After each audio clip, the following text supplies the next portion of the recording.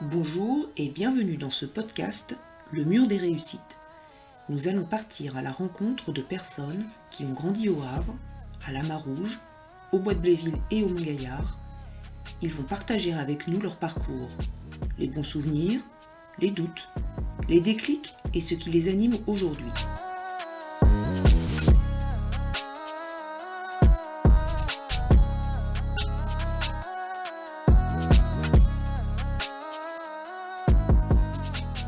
Bonjour, je m'appelle Maïmouna Ba, j'ai 27 ans et je viens de la Marouge.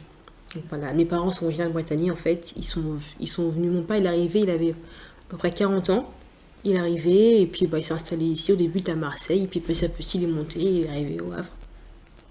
Donc il a travaillé à Total, à Renault, pendant toute sa vie, jusqu'à presque 60 ans.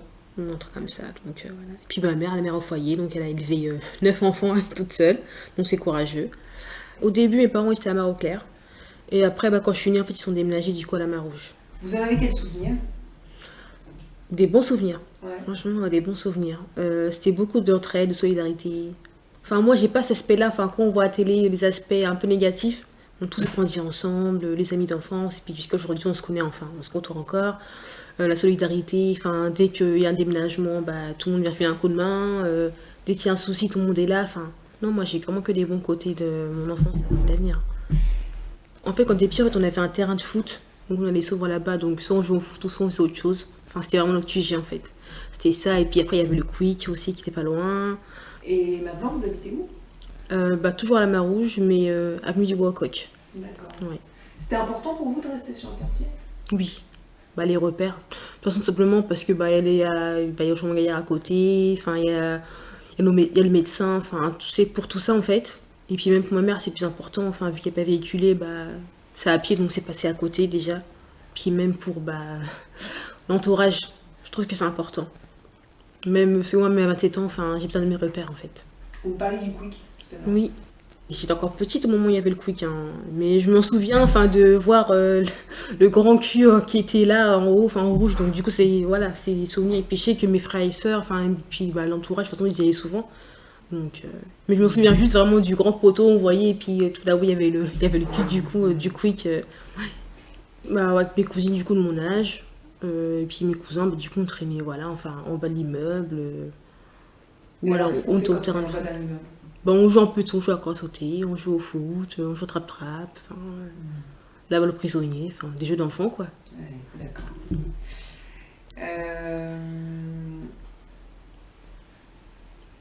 Donc vous êtes allé dans quelle école ? Alors en primaire j'étais à Anatole France, Ouais. ensuite au collège j'étais à Roland Descartes, au lycée c'était Porte-Océane, du coup en ville, et après je suis revenue sur Crocréoville pour finir faire l'IUT, du coup finir mes études quoi. D'accord. Ouais. Donc si on prend la primaire, vous avez des souvenirs de primaire ? Oui, ouais. Des très très bons souvenirs à la primaire, c'était cool. Pourquoi ? En fait, on était toujours ensemble. Parce que déjà au quartier, déjà on était ensemble, et à l'école, on était encore ensemble. Donc du coup, on se voyait tout le temps, mais on se lassait pas. Et puis moi, je trouve qu'à l'époque, on s'amusait vraiment. Vous étiez bon élève ? Ouais, très bonne élève, ouais, première de la classe, ouais. J'aime bien l'école. Ouais. Ouais, c'est ça, j'aimais bien apprendre. Donc, je sais pas, c'était quelque chose vraiment. Enfin, j'aimais bien apprendre, même pour les vacances avec mon petite sœur, on aimait bien faire les quêtes vacances. Moi, j'aimais bien, quand j'étais en primaire, j'aimais bien la SVT. Tout ce qui est, quand on parle des planètes, la galaxie, tout ça. Et au collège, c'était la Seconde Guerre mondiale. J'étais fan de ça. J'étais fan de la Seconde Guerre. Franchement, quand j'y repense, je me dis, mais comment j'ai fait ? Mais ouais, j'aimais bien. Pourquoi vous dites comment j'ai fait ? Parce que ça vous intéresse moins aujourd'hui ? Aujourd'hui, oui, je me rappelle. Enfin, je me rappelle encore, mais je me dis, parce que quand on me voit, en fait, on se dit pas que j'étais passionnée de la Seconde Guerre mondiale, en fait. Alors que ça me passionnait trop, enfin, j'aimais trop à l'époque. Enfin, ça, et puis la mondialisation. C'est quoi ça ? Qu'est-ce que vous apprenez en mondialisation ? En fait, comment en fait les pays ils sont développés en fait pour en arriver là. Et quand on parle, enfin, et puis on voit, nous l'Europe c'est l'Union européenne, les États-Unis, enfin tout ça, et puis l'histoire des pays asiatiques, tout ça, enfin moi j'aime bien. Le Moyen-Orient avant, on ne savait même pas que ça existait, puis du jour au lendemain ils apparaissent comme ça, et enfin. Donc. Il y a des enseignants qui vous ont marqué ? Ouais, si. Une prof de français au collège qui m'a marqué et un prof d'histoire, ouais. Et alors pourquoi ils étaient marquants? Bah parce que, enfin, ils avaient, en fait, c'était pas, en fait, ils avaient ce rôle de prof, mais aussi ils savaient nous écouter, enfin, euh, ils savaient prendre conscience aussi que des fois, bah, peut-être que, enfin, que des fois la vie elle est moins facile, donc ça peut aussi jouer sur, bah, du coup les notes, le fait qu'en cours on soit moins réactif que d'habitude, tout ça, donc ils ont su, en fait, en fait, nous écouter, avoir ce rôle un peu de psychologue pour savoir pourquoi ça allait pas. Pourquoi il y a des moments où c'était moins bon que d'habitude, tout ça. Sans nous juger comme ça, sans savoir pourquoi en fait. Quand j'avais 13 ans, en fait, j'ai perdu une sœur. Donc du coup, le retour à l'école, ça a été un peu compliqué, tout ça, les notes qui chutaient, enfin. Et c'est pas eux tous qui ont compris pourquoi, bah, c'était pas facile dès le début, quoi. Il y a des moments où c'est dur, voilà, il y a des moments où c'était un peu dur, surtout ce que je disais de ma sœur, ça a été dur de rebondir, en fait, de reprendre la vie, bah, comme avant, en fait. Ça a été compliqué, et bah, enfin, les notes, du coup, chutaient. Certains ne comprennent pas pourquoi, certains pour il y en a pour qui c'était bah, pas évident en fait.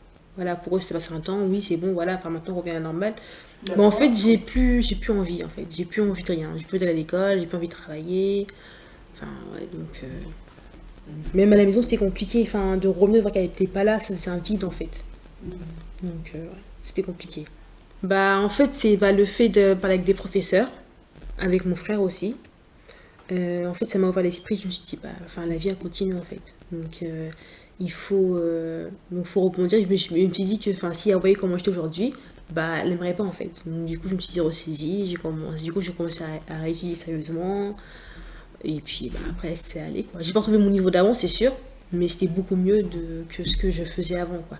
Ça a duré combien de temps ce passage À peu près un an et demi, je dirais. Ouais.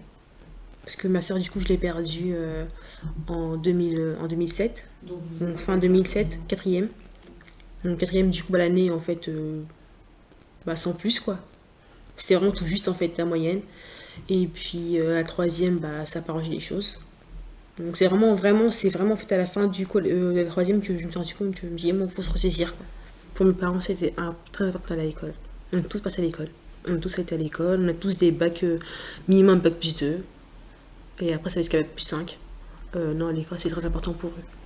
Bah, de toute façon, mes parents, enfin, ma mère, elle est venue, mon père, il est arrivé, ils n'ont pas été à l'école, ils savaient pas lire, pas écrire. Mon père, il a appris à lire et écrire sur le tas, en fait. Donc, c'était compliqué.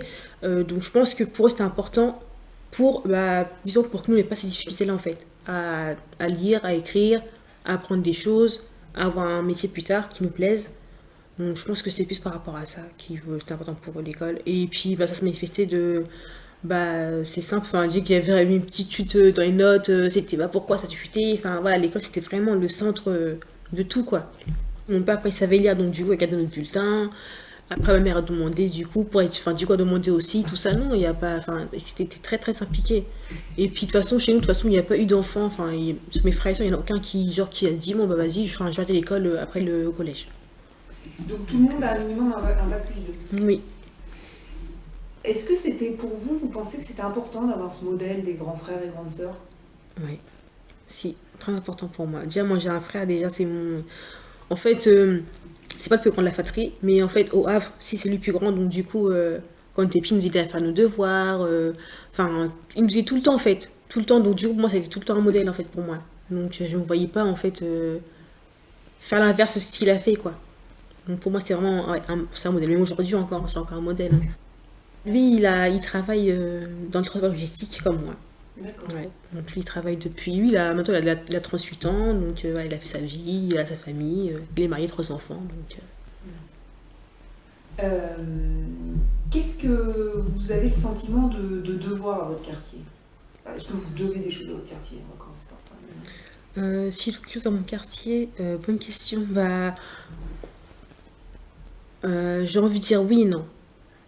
J'ai envie de dire oui parce que bah à l'école en fait ils nous apprennent des choses dans des manuels et au quartier en fait bah, on apprend la solidarité, on apprend bah, tout ce qui est d'aider son prochain, enfin toutes ces choses là en fait. Donc moi enfin d'être reconnaissant envers autrui, tout ça, enfin moi il y a pas donc moi oui le quartier je suis reconnaissante. Donc ça c'est pour l'aspect positif, vous disiez oui et non. Alors Oui. non, pourquoi? Non, parce que bah, de toute façon, il y en a qui nous font comprendre que, en gros, bah, comme on est pas des migrés, donc du coup, on n'ira pas loin. Et puis ça, c'est en dehors et même à l'intérieur, en fait. Hein. Ils nous disent des fois, mais pourquoi vous allez à l'école? Enfin, ça sert à rien, enfin, à part perdre votre temps. Qui Et, ça arrive là? C'est qui? bah, les habitants du quartier, en fait. Ouais. Il y en a qui, en gros, qui, soit directement ou indirectement, qui vont me dire, mais pourquoi vous y allez, enfin, à l'école? Ça sert à rien de rester ici, mais en fait, rester ici pour faire quoi, en fait? Et vous avez l'impression qu'avec les études, ça donne une vie différente? Oui. Oui. Déjà, on sort déjà du quartier, parce qu'il n'y a pas d'université au quartier, déjà. Donc, on sort, on voit autre chose. Donc, on apprend plus, du coup. Et non, moi, je trouve que c'est bénéfique de l'université, même au lycée, déjà. Hein. Donc, Alors du coup, comment ça se passe en troisième? Vous savez déjà ce que vous voulez faire? oui. C'est-à-dire? Donc, je sais je sais ce que je voulais faire, mais je n'étais pas sûre d'être prise par rapport à mes résultats. Donc, je postule, donc je fais une candidature au lycée Port-Océane pour faire une seconde générale technologique, pour après déboucher sur un bac, une première STG, et après faire mon bac STG marketing. Bah en fait, déjà, quand je suis arrivée au collège, en fait, j'avais plus de mal sur les matières scientifiques. Donc je me suis dit, donc tout ce qui est, je voulais pas faire ES, je voulais pas faire S. Je me suis dit, il faut que j'ai le moins de maths possible. Donc c'était ça mon objectif déjà. Et, et après, bah, comme j'aimais bien la mondialisation, tout ce qui était géographie, donc je me suis dit, vas-y, bah, si je fais ça, j'aurai beaucoup d'économie, du droit, de la gestion, de management. Donc je me suis dit, pourquoi pas? Allez, on fonce. Comment vous connaissiez? Bah, en fait, c'est ma grande sœur qui était en première STG, donc du coup, je voyais ses cours et puis ça m'intéressait. Donc vous postulez pour faire une seconde générale à Port-Océane. Mm. Vous êtes prise. Oui, Et alors comment ça se passe? Le fait d'aller au lycée en ville basse du coup? ouais. La ville haute, ville basse, il y a un contraste, comme je disais tout à l'heure. Et donc, du coup, j'arrive. Déjà, c'est beaucoup plus grand. Déjà, donc je me suis dit, ouais, je vais me perdre, c'est pas possible. On voit des nouveaux visages. Ouais, donc on était deux ou trois de mon quartier d'enfance, en fait, de la Marouge. Et après, le reste, c'était d'autres quartiers que je connaissais, enfin, que de nom, en fait. Donc ça me semblait bizarre, j'ai l'impression en fait d'atterrir dans une autre ville. Mais après, et puis après on se rend compte que, bah, en fait non, ça va. Enfin, après les jours passent et c'est un peu moins compliqué. Mais et puis les cours, ça n'a rien à voir. Enfin, il y a des, parce au collège, les profs, ils écrivent au tableau, tout ça, donc au lycée, il y en a qui dictent en fait. Donc faut prendre des notes, donc faut écrire du coup ce qui est important et ce qui est, enfin, faut savoir du coup prendre en note ce qui est important et pas important. J'avais peur, hein. Au début, je me dis, moi je vais jamais arriver jusqu'au bac, c'est pas possible. Je me suis dit, le niveau est trop élevé. Et puis les cours sont plus intenses, les emplois du temps sont plus remplis, il y a de nouvelles matières. Ouais, donc du coup, ça demande une autre organisation du coup. Donc soit j'étais en cours, soit j'étais à la bibliothèque du lycée, ou soit j'étais chez moi en train de réviser en fait. C'était vraiment que ça ma vie, ouais, au lycée, pardon. Ouais, donc c'était pas très fun, hein. Mais j'aimais ce que je faisais. Donc du coup, je me dis, bah, de toute façon, pour avoir ce qu'on veut, il faut se battre. Donc, Est-ce que c'est aussi la découverte de la ville ou pas trop? oui, ouais. Et alors? Bah, au début, je me rappelle quand je suis arrivée au lycée, bah, des fois, au début, je prenais. Il y avait des fois, en fait, je prenais quand on avait un creux, par exemple, une heure ou quoi, bah, je prenais le temps d'aller visiter la ville parce que les cours, je ne connaissais pas du tout, en fait. Enfin, je me disais, oh, si je savais que c'était comme ça en ville, je serais partie voir depuis longtemps, en fait. Je pense que c'est l'effet, ouais, d'être bien de là où on est, enfin, de ne pas avoir besoin d'autres choses. Parce que même aujourd'hui, encore, j'ai 27 ans, enfin, je trouve pas, enfin, des fois, je me dis, oh, je vais en ville, je peux pas aller en ville, enfin, j'ai ce qu'il faut, enfin, près de chez moi, donc.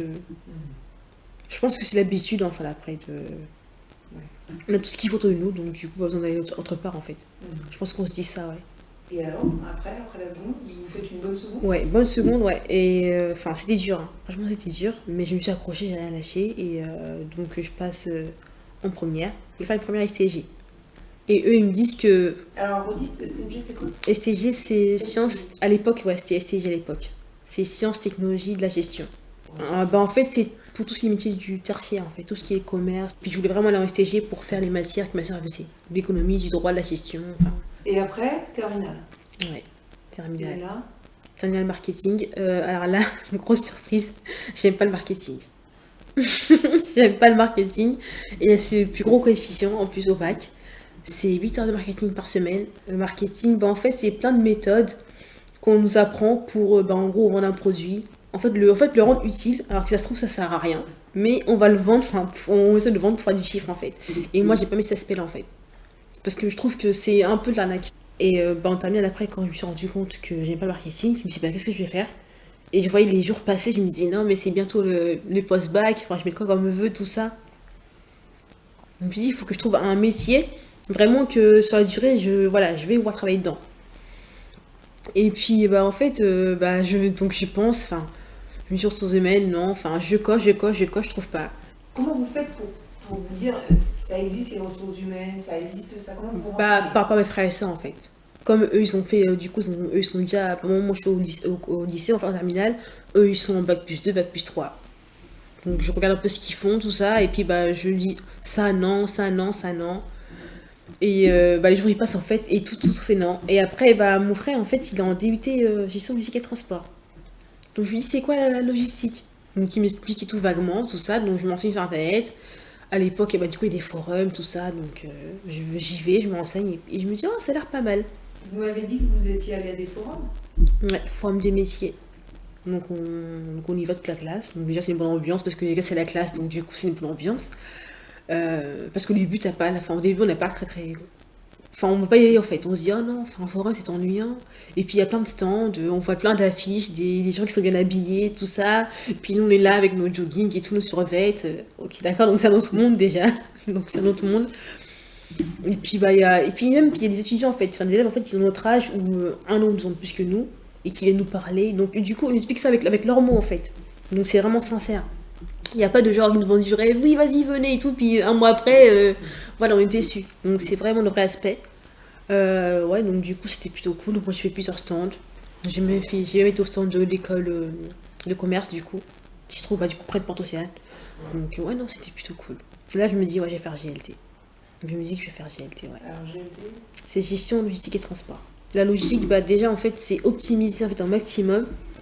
Bah, en fait, c'est logistique, en fait, c'est organisation, optimisation, anticipation. Donc, on va anticiper, bah, du coup, pour éviter les problèmes. Et bah, s'il y a des problèmes, bah, du coup, trouver des solutions. mais des problèmes dans quoi?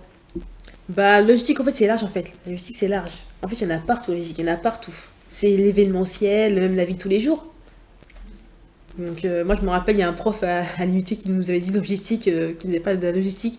Genre, il disait que sa mère l'en faisait. On se dit, comment ça se fait que sa mère fasse la logistique? Et il nous a dit, bah, pour faire un plat couscous, pour acheter tout ce qu'il faut, donc les provisions, gérer les stocks, enfin, tout ça, en fait. Et il a raison, en fait. Partout, il y en a partout. Vous n'aviez pas du tout envie de faire vos études ailleurs que au Havre? Non, je m'imaginais pas aller, aller ailleurs, quoi. Je m'imaginais pas, non. D'accord. Donc vous faites un DUT. Oui. C'est 2 ans. Ouais, 2 ans. Et ouais, donc bah, du coup, il y a encore plus de gens qui viennent. Du coup, les gens en fait, qui viennent en fait d'autres villes. Donc ça fait bizarre. Du coup, les niveaux ils sont encore plus écartés. Mon première année, en fait, j'ai bossé comme une dingue. Et, les profs, enfin, pour moi, des fois, ils parlaient pas français parce que je comprenais rien de ce qu'ils me disaient. Donc j'ai beau bosser en fait, mais les résultats en fait, voilà, j'ai pas la moyenne en fait. Donc la première année, du coup, c'était dur. Donc deuxième année, du coup, je redouble. Donc un peu déçue, mais je me dis, mais ça va le faire. Enfin, cette année, je vais bosser et puis ça ira mieux. Donc du coup, vous validez votre première année là? Ouais. Donc je suis contente. Du coup, je suis en deuxième année. Donc ça se passe bien. Ça se passe bien. Après, le problème, bah, c'était la recherche de stage. Ça prend beaucoup de temps parce que en DUT, en fait, donc on a les cours, donc on a les examens à préparer. On a un projet tutoré, donc c'est un projet en, fait, en groupe en fait, sur un sujet défini. Donc on a une année pour préparer. On a le stage aussi à chercher, donc ça fait quand même beaucoup de choses à faire en une année. Donc le stage, ouais, c'était ça en fait le plus gros problème quand j'étais en DUT. Comment on fait pour trouver un stage? Bah, on commence à écrire des lettres de motivation, on ne sait pas ce que c'est. Enfin, c'est voilà, des CV, enfin, on n'a pas d'expérience, donc on ne sait pas comment est dedans en fait. Donc c'est compliqué. Et puis, bah, entretien. Alors, ça, c'est la bête noire. On se retrouve face à quelqu'un qui est bien habillé, qui est imposant, qui est impressionnant pour nous. Et puis, il pose des questions, enfin, puis on a l'impression que si on prend mal, bah, on va aller en prison. Enfin, voilà, on se dit, mais qu'est-ce qui se passe? Enfin, et puis surtout, cet enjeu-là, en fait, si on n'a pas de stage, on ne passe pas notre année, en fait. On ne valide pas notre année.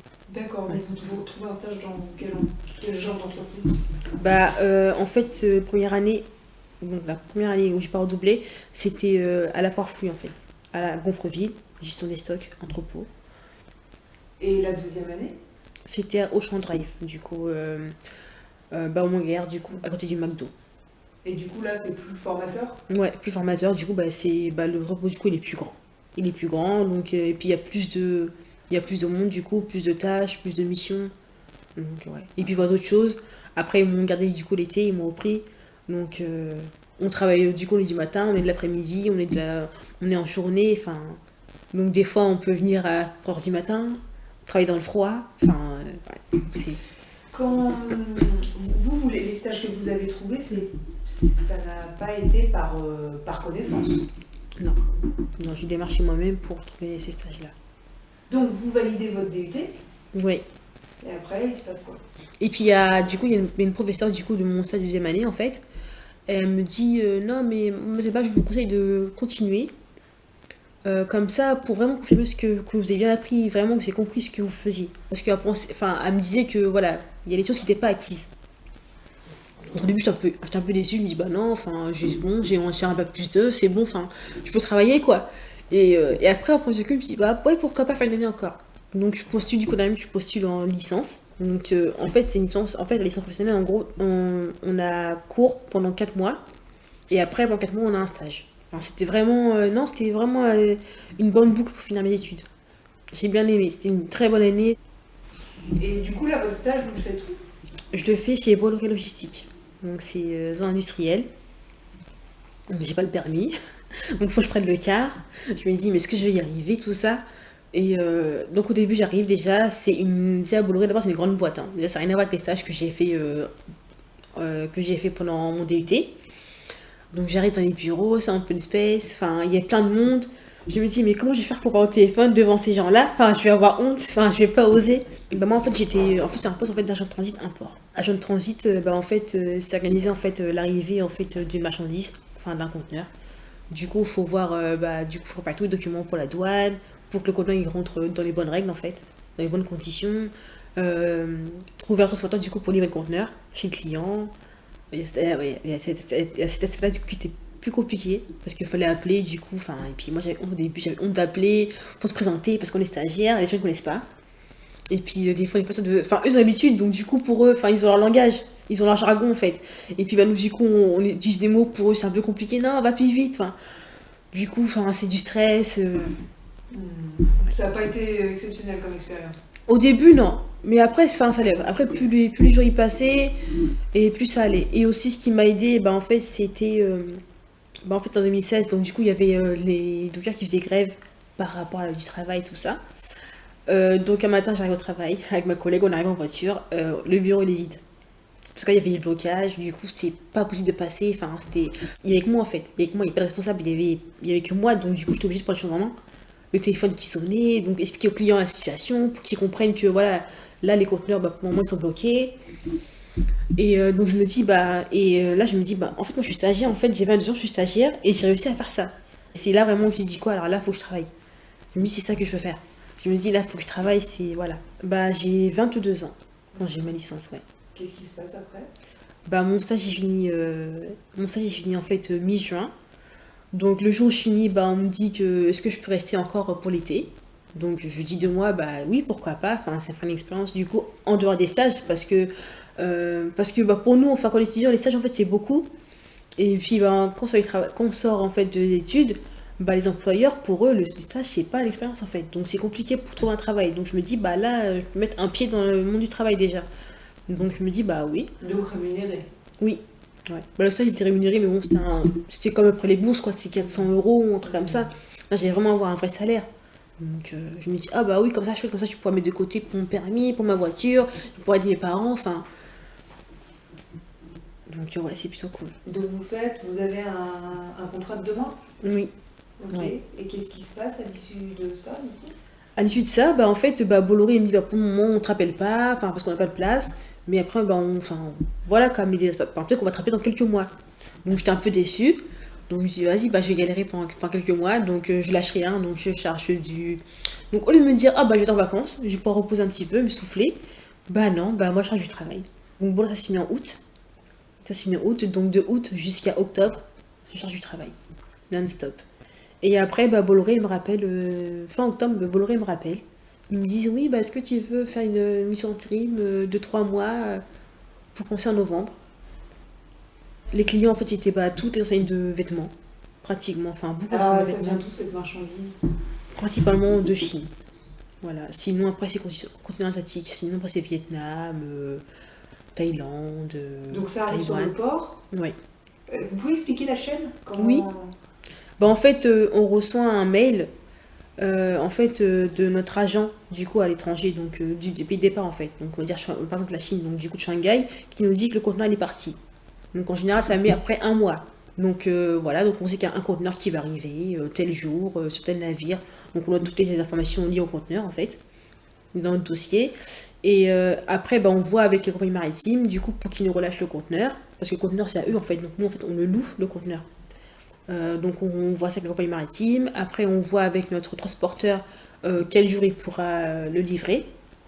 Donc on lui dit bah, le conteneur il a fait le jour. Bon bah là la douane sur le tube ce sera bon au bout de 3 jours. Donc le conteneur il pourra être livré tel jour. Donc c'est bon pour toi. Donc après bah, lui il voit ça, mais ça il faut voir en avance parce que il y a plein de volumes. Enfin les volumes ils sont exorbitants en fait. Donc faut voir à l'avance.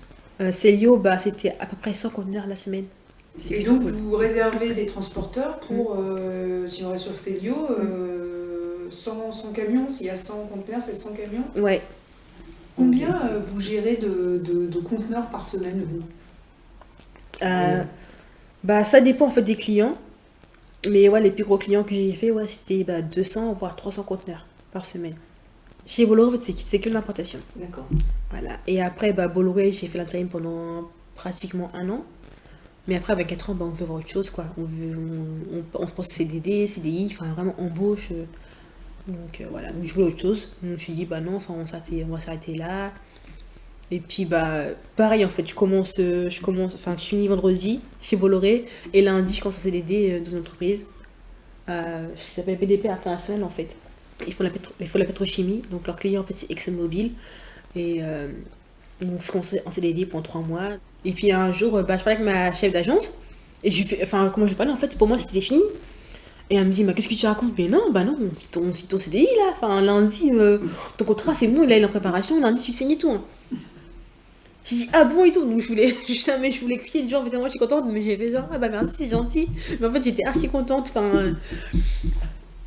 Non, mais franchement, ouais, c'était. Alors là, je me suis dit, ouais, j'ai dit, par exemple, moi, elle me dit quand même que, bah non, elle me dit, ah non, me toi, en plus, t'es un bon élément, tu travailles bien, le client il t'aime bien et tout, enfin. Est-ce que le fait d'être autonome financièrement, c'est important pour vous? Ouais, important. Moi, j'ai jamais dépendu de mes parents. De toute façon, mes parents, de toute façon, ils n'avaient pas les moyens, de toute façon. Voilà, donc. Mon père, il a travaillé, ça fait une partie de sa vie. Enfin, voilà, après, mon père, rien à dire, hein, il était exemplaire. Hein, quand on était en collège, quand on voulait faire des sorties scolaires, il nous faisait des sorties scolaires. Quand il fallait payer des voyages en Allemagne ou en Angleterre, il nous les payait. Ça, il n'y avait pas de souci. Mais après, je voulais pas non plus être ce fardeau pour mes parents. Donc, quand en troisième, bah, on m'apprend que j'étais à la bourse du mérite, bah, je mets de côté pour mon permis. Après, quand je travaille, bah, au début, bon, bah, on est jeune, hein, donc resto, sortie, resto, tout ça, shopping à volonté. Mais après, quand on grandit, bah, on est responsable. Enfin, maintenant, j'ai une fille, enfin, j'ai un mari, j'ai une fille. Donc, non, donc on apprend à mettre de, enfin, je mets de côté. Comment vous avez pu les financer, vos études? Bah, en fait, je suis boursière. Donc, du coup, les frais, du coup, je suis exonérée de frais. Donc, ça, c'est pas. Donc, le financement, voilà. Ça aide quand même, quoi. Ouais, ça aide beaucoup. Pourquoi plusieurs personnes de la famille se sont dirigées vers la logistique comme ça? Bah, je sais pas. Je sais pas. Bah, moi, personnellement, j'ai suivi mon frère après. Hein. Je sais pas si mon autre frère a suivi mon autre frère, je sais pas du tout. Mais moi, personnellement, j'ai suivi mon frère et bah, je regrette pas parce que bah, j'aime ce que je fais. Et puis, la logistique et le transport, c'est très large. Donc, je me dis, donc, si demain je vais faire un autre métier, parce que là, j'en dis, j'aurais fait le tour, et bah, je pourrais, sans avoir à me refermer derrière. Alors, justement, qu'est-ce que vous aimeriez faire comme métier? C'est un peu quoi votre rêve en fait? Bah, pour moi, c'est sûr, c'est le transport logistique. Je vais être dedans, c'est sûr, je vais être dedans. Après, pourquoi pas d'autres aspects Pour le moment, je pensais à faire une formation en droit des transports pour, pour pouvoir gérer plus facilement les litiges. Parce que des fois, les litiges, en fait, on perd du temps parce que en fait, les gens en fait, sont pas qualifiés dans le droit, en fait, dans la réglementation. Et du coup, on perd du temps. On perd du temps à demander à 20 collègues, oui, est-ce que c'est bien ça qu'il faut faire? Enfin, donc, après, à voir. Hein. Après, je sais pas ce que l'avenir me réserve, mais moi, j'aimerais bien, ouais, de tout ce qui... Enfin, moi, j'aime bien la façon de gérer les litiges. Est-ce que vous vous estimez ambitieuse? Oui. Ouais. Oui. Comment ça se traduit?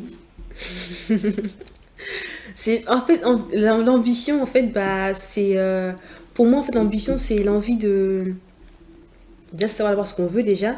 C'est pas genre un jour on va se réveiller ah bah je vais faire ça et puis bah on attend que ça se passe.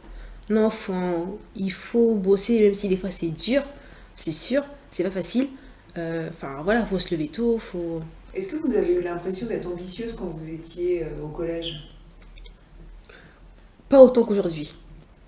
Pas autant qu'aujourd'hui. Je l'ai été mais pas autant qu'aujourd'hui. Parce que bah, au collège, enfin on a 14-15 ans, donc on n'a pas, enfin, on voit pas vraiment l'aspect de la vie, du monde du travail en fait. Non, mais l'ambition, par exemple, de faire des études. Hein. L'ambition Oui. de réussir votre vie, l'ambition... Ah non, bah oui, ça depuis toujours, de toute façon, depuis toujours, j'ai toujours faire des études. Hein. Je me rappelle, je disais, oh, je vais faire un bac plus 5. Bon, finalement, je me suis fait un bac plus 3. C'est déjà pas mal. Mais ouais, j'ai toujours eu envie de, enfin, voilà, de faire des études, d'avoir un bon métier que j'aimerais. Si aujourd'hui, vous deviez vous adresser à des collégiens, vous leur diriez quoi? Bah, si je m'adressais à des collégiens aujourd'hui, je leur dirais que, enfin, faut croire en leurs rêves et faut rien lâcher. Faut rien lâcher, même si parfois c'est dur, il faut continuer. Il faut pas écouter les gens, les on-dit, tout ça. Et aux parents? Aux parents, bah, d'encourager leurs enfants. Enfin, pour moi, c'est, enfin, moi, je crois pas, enfin, je crois pas quand ça c'est qu'il y a des parents qui disent à leurs enfants, on va pas à l'école, ça sert à rien. Non, l'école, c'est important, c'est la base de tout, de toute façon, donc...